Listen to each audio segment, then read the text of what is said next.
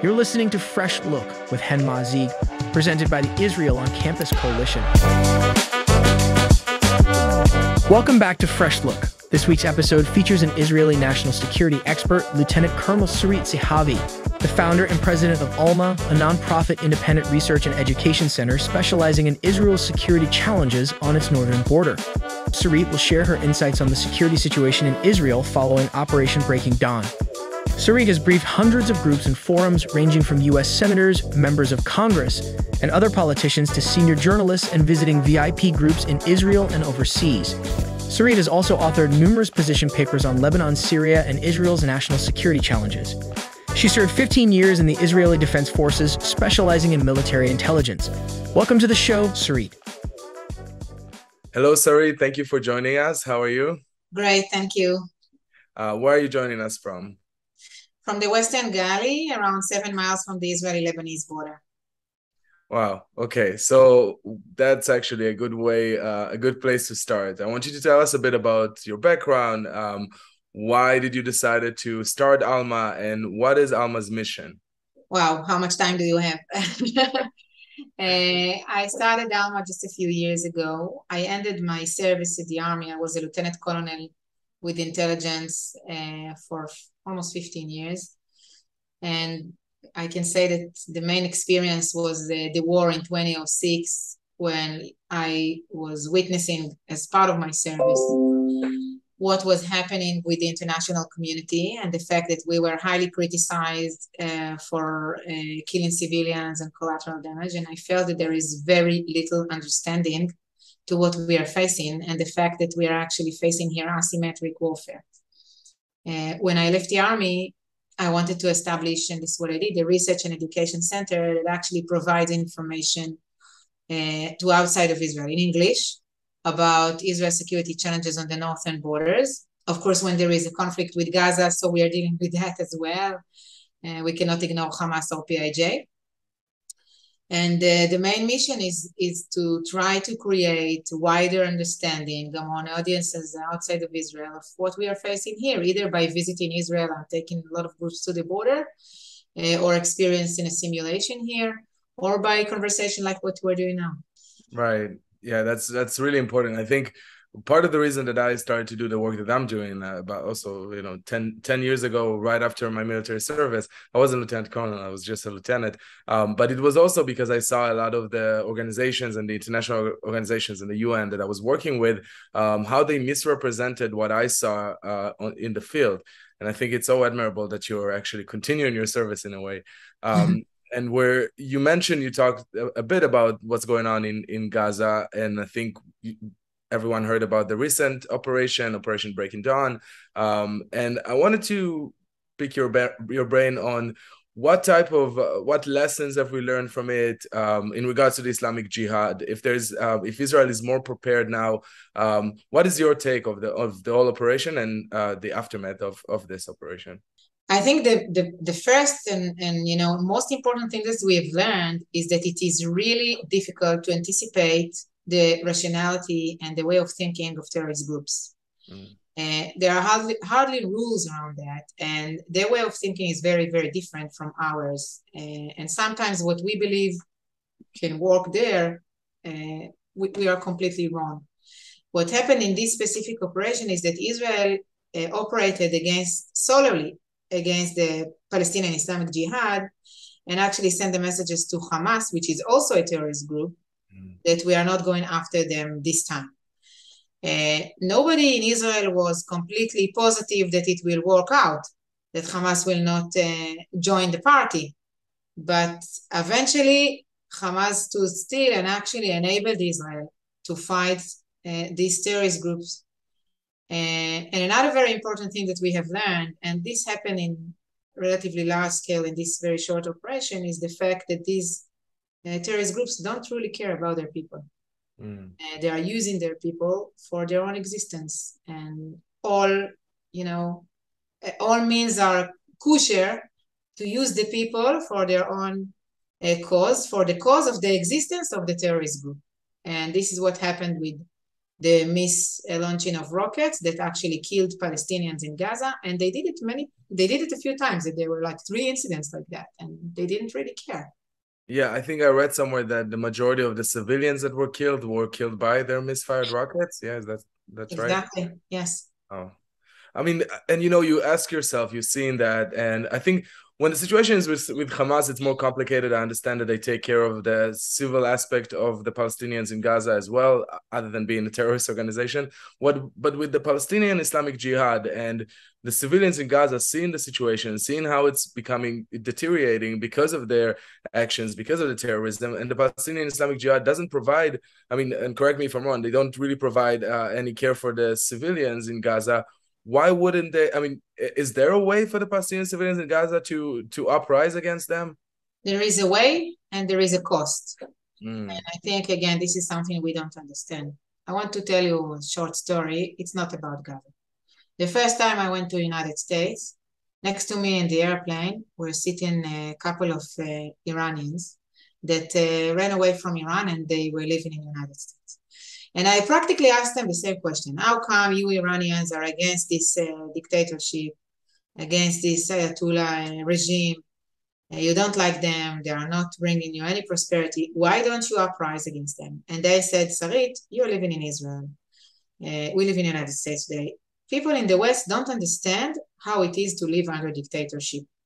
They don't understand how dangerous it is. If you a little bit speak up loud and you say something against the dictatorship, you may end up in a situation that you will be arrested and you will be killed. Even sometimes it's a risk for your life. And I think that even in Gaza, the point that the population will rise against Hamas and against Palestinian Islamic Jihad will be the point that they will have nothing to lose and that they will be that poor that they will not be able to suffer that anymore.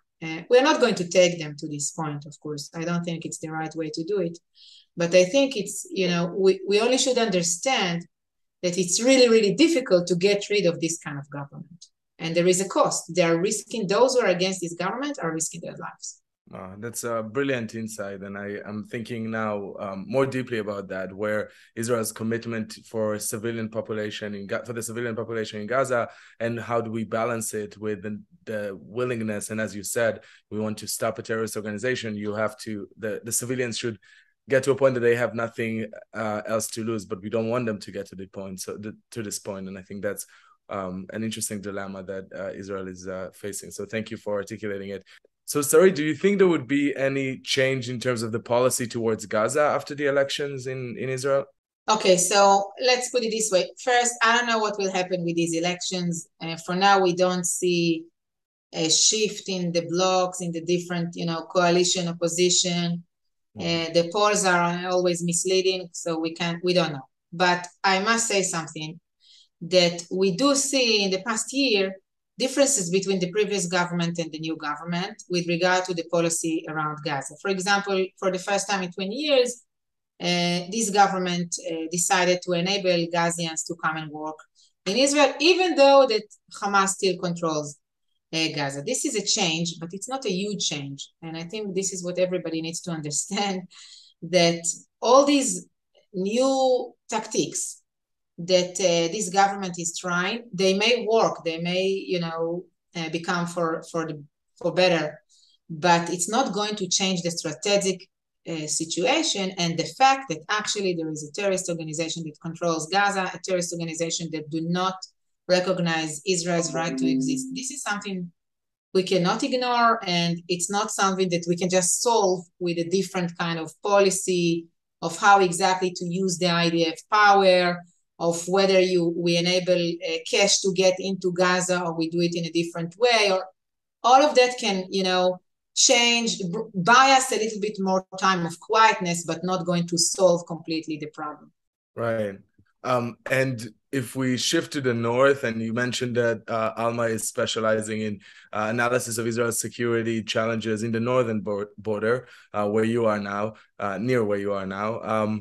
What message do you think Hezbollah took away from the recent operation, and what is the current situation, security assessment in the north following that operation, or generally? You just ask the $1 million question, because if I was inside Nasrallah's head, it was much easier for me. I'll put it this way. It's like 3 points, okay? On the one hand, Nasrallah in the past 2 months is threatening war, and the Lebanese all together, which they usually disagree, but in this, it's kind of all together sending the same message. We are willing to go all the way against the Israelis if we will not succeed to have a compromise around the maritime border. There is a lot of money at stake here. There is gas on both sides. I'm not going to get into all these details now, but the bottom line is that there is a dispute, a long dispute between Israel and Lebanon around the maritime border, and it became very relevant now because there is a gas rig that just arrived to the Israeli side, and it is about to start to harvest the gas, and Nasrallah, the leader of Hezbollah, promised that it's not going to happen, that he's going to stop that and to go to war, and now there are negotiations with American mediation that we don't know how they will end. From here, next to the border, it feels like we have like 3 weeks to know until September, because it's supposed to start to harvest the gas in September, and Nasrallah talked about September.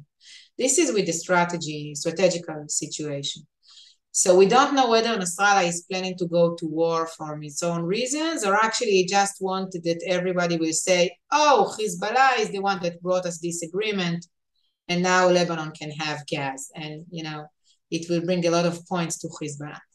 On the other hand, or maybe at the same hand, I see on the borderline, I just came back from the border now, wherever I go, I see Hezbollah. I see Hezbollah. I don't need a binocular. I don't need, any intelligence gathering, special measures, whatever of the idea. I just stand at the border, and they are there watching me, taking photos of me, looking at me with binoculars. And these are military operatives of Hezbollah, sometimes even commando operatives of Hezbollah, that just went back to the border after 15 years that they were not there, or at least they were hiding. They were not that close to the fence. And now they are everywhere. And I'm asking the question, why is that? Only because they are capable, or because they are planning something? In any case, the fact that they are at the border brings them an advantage, because they see us clearly over here. And the last point is what you asked about Gaza, whether Gaza influenced these, stakes or reasons to go to war or not to go to war with Israel. So definitely, I think that the IDF was trying to send this message, and was trying to tell Nasrallah, if you want to mess up with us, we know how to find your very senior commanders, and we even know how to do it with very, very little, if ever, of collateral damage. And I guess that some of Hezbollah's rockets will also fall in Lebanon when they will be launched. Not all of them are that good. Okay, Nasrallah understood the message. He talked about it. He said Israelis are looking at Lebanon where they are bombing in Gaza. So he understood that this is what Israel was trying to do. But you know what is the missing part of the puzzle for me to give a responsible situation assessment? It's Iran. Ziad Nakhale, the head of the PIJ, was in Tehran during the whole operation. Right. So it's clearly that Iran was over there, was very present. I don't know what's the Iranian interest when we speak about escalation on the Israeli-Lebanese border.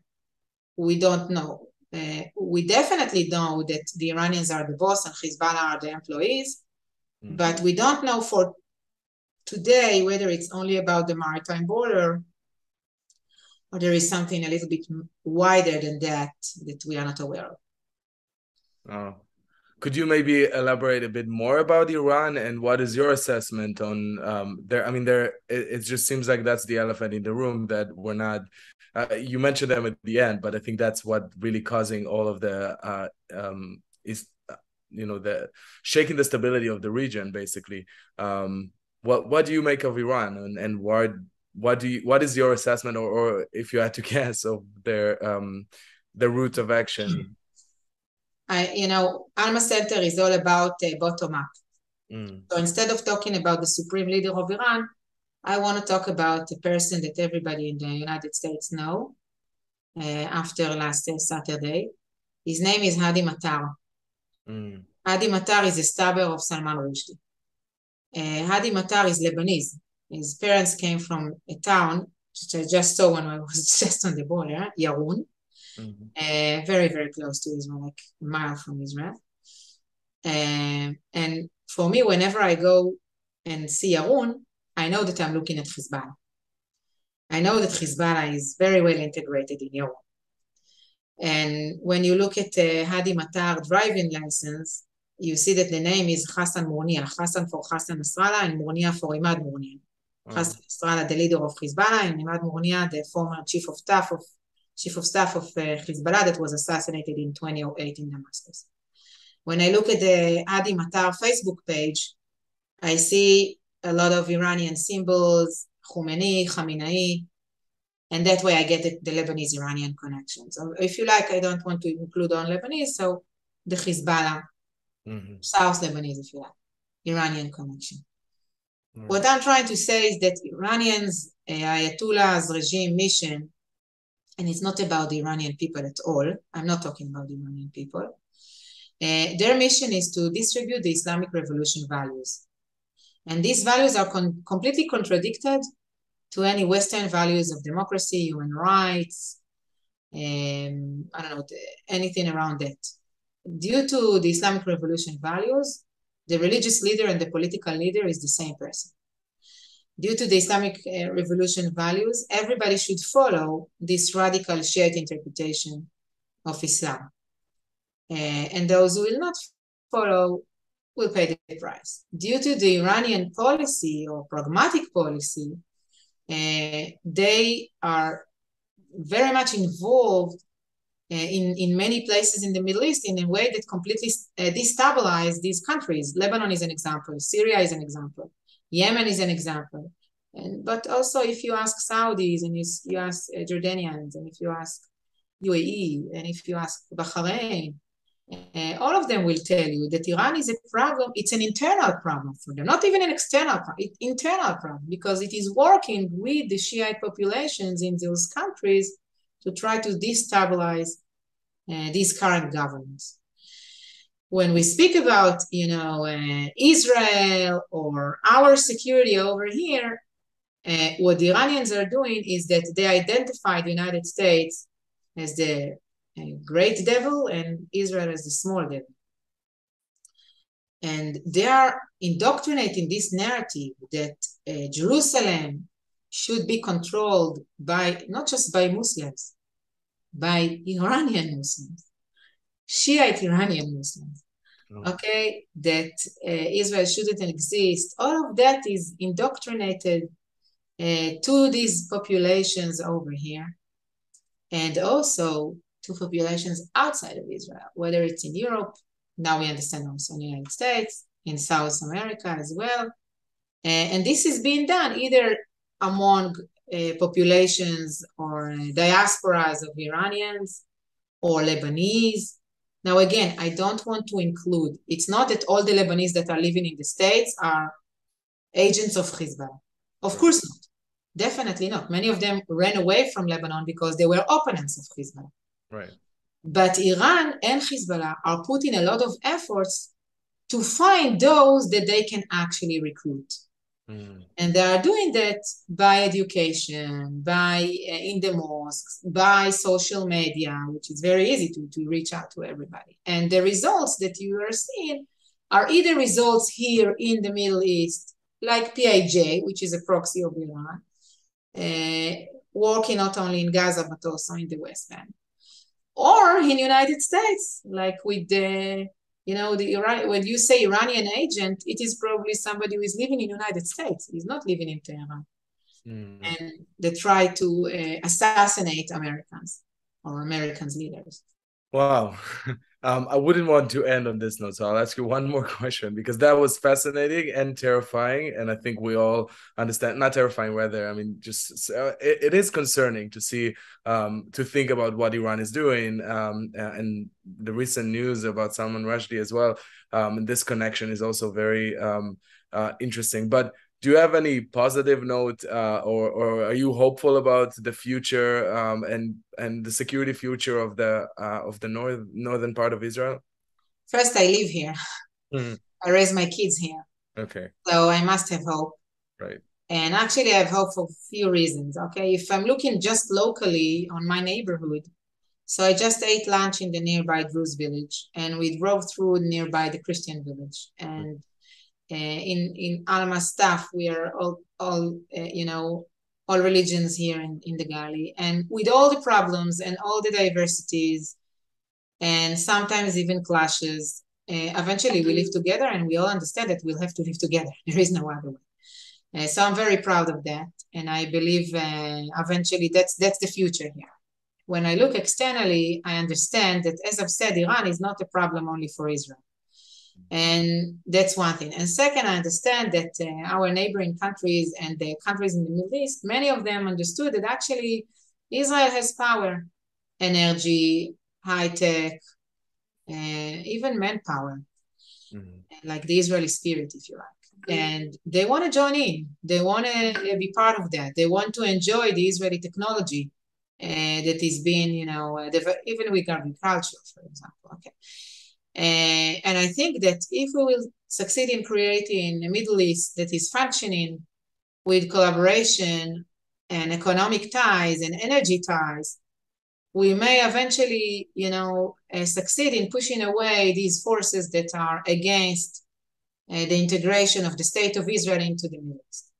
And we've seen this clearly with the UAE that actually had a positive effect on all the others, Abraham Accords eventually brought also more collaboration between Israel and Egypt, and maybe below the radar other collaborations. I don't know, Saudi Arabia, Oman, countries that officially are not in relationship with Israel, but we understand that things are happening in these routes, and maybe they will not have official relationship with Israel in the near future, but there is an acceptance that Israel is here to stay.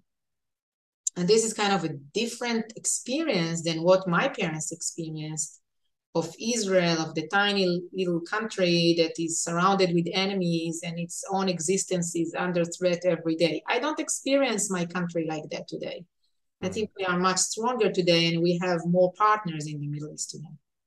Wow, that's actually a really good point to end on. So, Sarit, I want to thank you so much, Lieutenant Colonel Sarit from Alma, for joining us today. And how can people follow your work, by the way, before we finish? So, Alma Center website is very active. You can get israel-alma.org. We are everywhere on social media, even including TikTok. Recently, we started. So it's TikTok, Instagram, Twitter, LinkedIn, Facebook. We are there, so you're invited to follow us. We publish a lot of information and many times exclusive information about Syria, Lebanon, and what is happening over here with the Iranian involvement as well, and security challenges to Israel. Amazing. Thank you so much for your time, for your important work, and I hope to see you soon. Thank you, Chen. I hope to see you soon. Thanks for joining us for episode 8. Be sure to subscribe to our channels for more episodes featuring the pro-Israel movement's top voices.